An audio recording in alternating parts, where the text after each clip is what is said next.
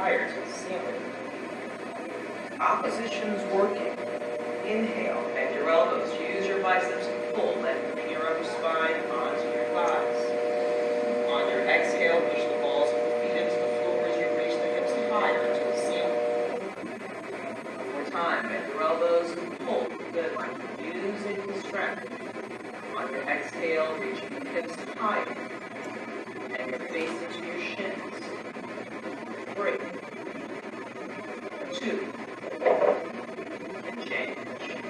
Arms and head together. Use your abdominals. Now notice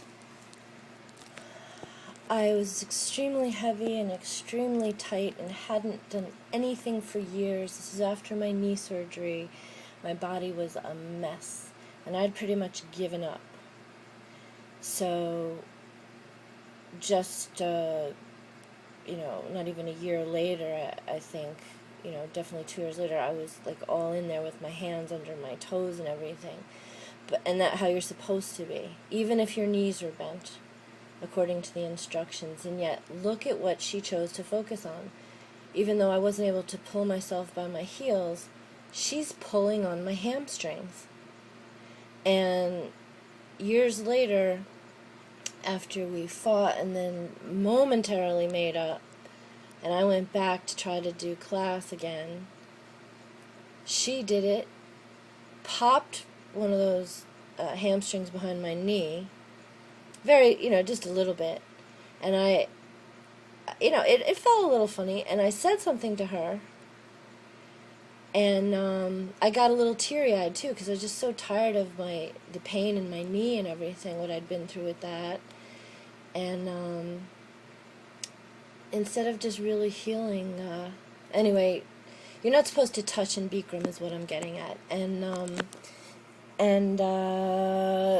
but the crazy thing is, the next time I saw her in a class, she did it again.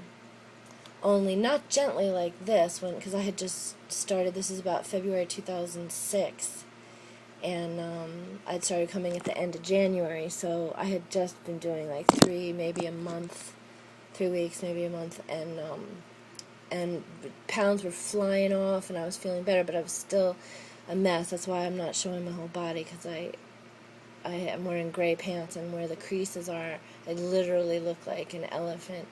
And as much as I love elephants, it's my big old butt, and I just can't believe how nasty it looks. But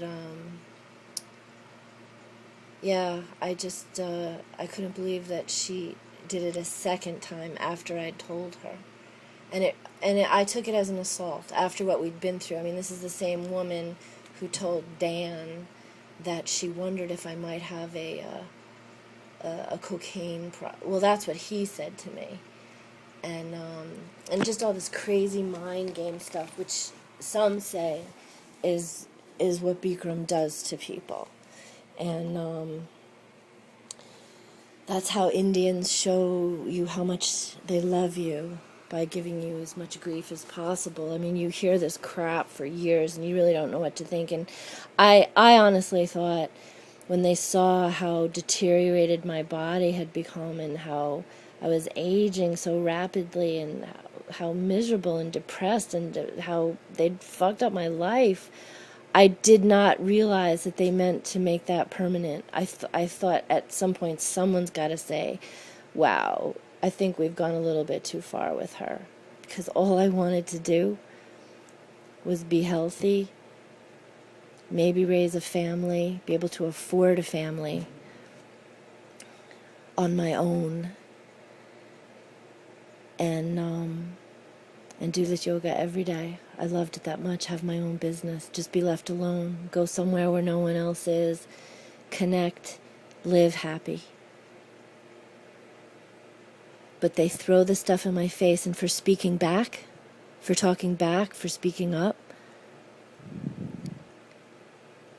that's how adults bully each other. And that's why I don't like to waste time with schoolyard bully stuff, because I believe it trickles down, and so it would be a distraction for everybody to go to the playground to talk about things like that. But I saw this great movie about bullying yesterday, and it really is so sad. And oh, I don't know if I'm going to run out of time, but I had a flashback to when I was substitute teacher at PVC in Croton one day in the art room. I was the art teacher that day, and this little boy who I don't remember, his mom had just died. I want to say it was that year. It might have been the year before. It could have even been a couple years before, but he said to me that the kids make fun of him because his mom died. And I said to him, no, you must have that wrong. That doesn't make any sense. Like, kids don't do that. Like, adults don't even do that.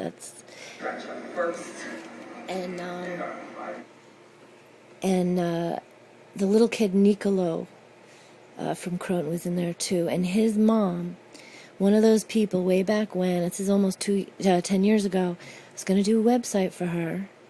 And she wanted, oh my God, like the Empire State Building of beauty in Montrose. And she wanted me to do like a serious multi-$1,000 type website up front. And then if she liked it, she would pay me. And I'm just looking at her like, what do I look like? Do I look like AT&T? Like, look at me. Are you kidding me? I was like looking to put a business card online for her with a few nice pictures, and she's friends with Tracy. She's friends with kids that I know from the 5th grade who are supposed to be, like, hey, what's going on with you? Come on, snap out of it. Let's get our lives together, huh?